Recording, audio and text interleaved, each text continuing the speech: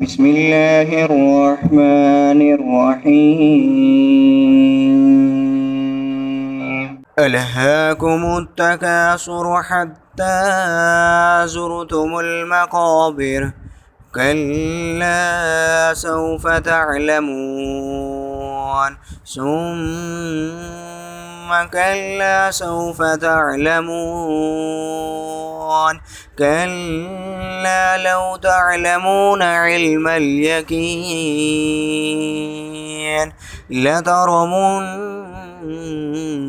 الجحيم ثم لترمنها عين اليقين ثم لتسألن يومئذ عن النعيم.